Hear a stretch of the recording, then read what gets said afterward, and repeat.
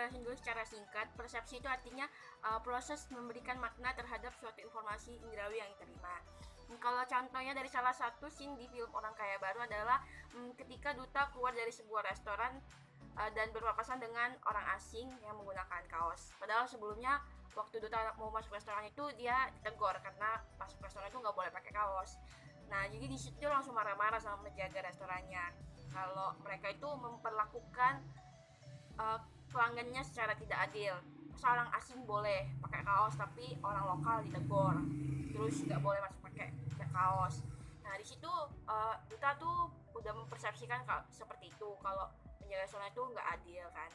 Terus dijelasin secara baik-baik kalau orang asing itu pemilik restoran, dan orang asing itu juga jelasin kalau dia itu orang Padang.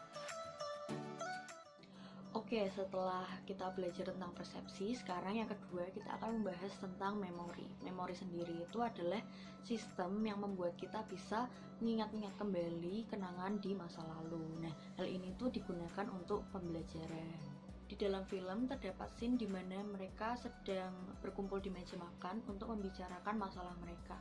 Nah, di scene ini itu terdapat proses perekaman, penyimpanan, dan pemanggilan dari memori tersebut. Perekaman dilakukan saat mereka dulu saat masih ada bapak makan bersama di meja saat malam hari. Nah, setelah itu mereka menyimpan memori tersebut dan selanjutnya mereka memanggil kembali saat mereka berkumpul di meja makan tersebut. Dilihat pada film bahwa tokoh bapak menekankan pada keluarganya untuk hidup sederhana dalam kebahagiaan. Kebahagiaan tercipta tidak selalu dengan harta. Seperti peribahasa, roda terus berputar, yang miskin dapat menjadi kaya dan yang kaya bisa dapat menjadi miskin.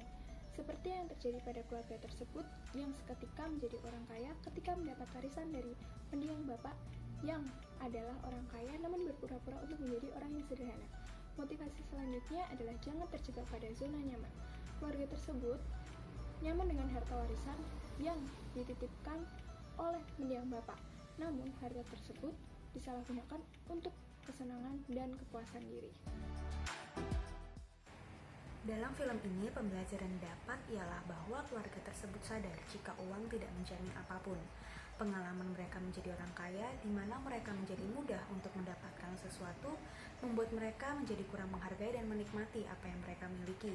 Selain itu, munculnya kurang peduli dengan keluarga dan cenderung sibuk dengan urusan masing-masing. Walaupun mereka memiliki harta yang banyak, namun kehidupan tidak seperti dulu, yang memiliki rasa kekeluargaan yang erat. Mereka juga teringat akan almarhum ayahnya, bahwa apa yang kita miliki dan dapatkan dari usaha sendiri akan lebih nikmat. Singkat kata, proses pembelajaran dalam film ini melalui pengalaman pribadi dan juga memori. Sekarang kita akan bahas mengenai teori psikologi kelompok. Scene yang akan dibahas kali ini yaitu ketika Dodi mulai ditinggalkan anggota keluarganya ketika makan malam. Dodi mulai merasa sepi sejak anggota keluarganya sibuk dengan uang yang diwariskan ayahnya. Akan tetapi Dodi tidak mengutarakan apapun dan tetap mengikuti arus karena adanya tekanan dari anggota keluarganya yang masih membutuhkan uang untuk keperluan masing-masing. Dalam teori psikologi kelompok, memungkinkan bagi mereka yang tidak berani berbicara untuk mengikuti orang yang sudah mempunyai pilihan. Hal inilah yang berpengaruh terhadap perilaku Dodi yang menyimpan rasa gundah tersebut dan tetap mengikuti keluarganya untuk tinggal di rumah baru sampai akhirnya mereka terpaksa untuk keluar karena harta warisan sang ayah diklaim oleh adik ayahnya sendiri.